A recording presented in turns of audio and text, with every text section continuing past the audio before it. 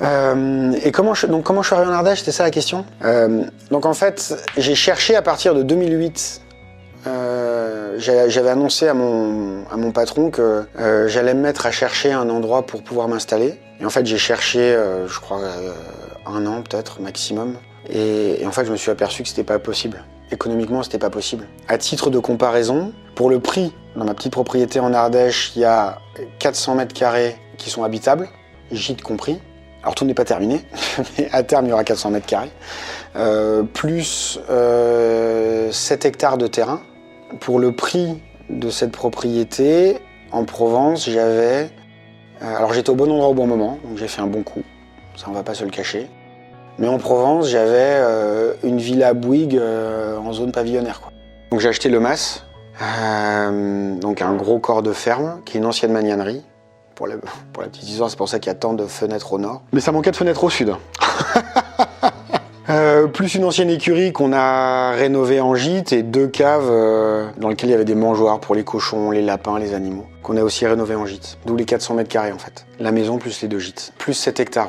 En fait, c'est une propriété qui était abandonnée. Ça faisait plus de 10 ans qu'elle était à la vente, mais ils en voulaient trop cher au départ. Et du coup, la pauvre dame qui habitait encore dans la maison quand elle était à vendre, elle avait perdu son mari, elle était devenue très limitée physiquement, elle pouvait plus du tout s'occuper de la propriété. Donc en fait, elle s'est beaucoup dégradée, les pins ont poussé, le prix avec les années a baissé, et moi je suis arrivé au bon moment quand vraiment ils en avaient marre et qu'ils voulaient vendre. Ils ont eu fait du vin dans la maison, puisqu'il y a d'anciennes cuves, il y a un vieux pressoir, mais les derniers occupants étaient des viticulteurs, dans le sens où ils faisaient pousser des raisins, ils amenaient leurs raisins à la cave coopérative.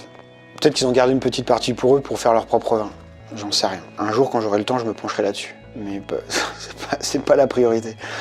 Et donc, il n'y avait pas d'historique vraiment à proprement parler, un domaine vigneron, quelqu'un qui produit ses raisins, qui les transforme en vin et qui fait son propre vin. Et donc j'ai choisi de l'appeler Mas Héritage, un petit peu dans l'esprit de Saint-Exupéry, qui disait nous n'héritons pas de la terre de nos ancêtres, on l'emprunte à nos enfants. Alors pour autant, j'ai appelé le domaine Mas Héritage parce que la terre dont je m'occupe aujourd'hui, c'est celle dont hériteront mes enfants. Et tout ce que j'ai fait au Mas Héritage depuis que je l'ai racheté, j'ai essayé de le faire dans le respect de l'environnement, dans le respect de la terre. Je l'ai pas fait de manière 100% écologique. Les vieilles maisons, c'est un puits sans fond économiquement. C'était pas envisageable. Mais j'ai essayé autant que possible d'utiliser des matériaux écologiques. On a mis des panneaux photovoltaïques, on a mis des panneaux solaires thermiques pour chauffer l'eau. Quand on voit l'augmentation du prix de l'électricité depuis 2 ans, je pense que c'était un investissement largement pertinent. J'ai replanté mon vignoble, je le mène en bio depuis le départ.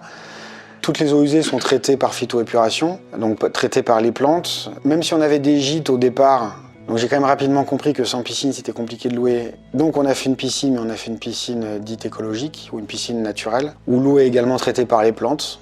Ça marche nickel. Il y a des poissons dans le bassin et ça reste le meilleur indicateur. C'est-à-dire que tant qu'ils sont vivants, tant qu'ils sont pas sur le dos, c'est que l'eau est de bonne qualité. On a mis une toiture végétalisée. J'ai isolé tous les murs avec des briques de chanvre. Quand j'ai eu fini mes études d'œnologie, j'ai toujours su qu'un jour je m'installerais. Donc il m'a pas fallu tant de temps que ça pour le faire, puisque moi j'ai fini mes études en 2001 d'œnologie et je me suis installé en Ardèche en 2012.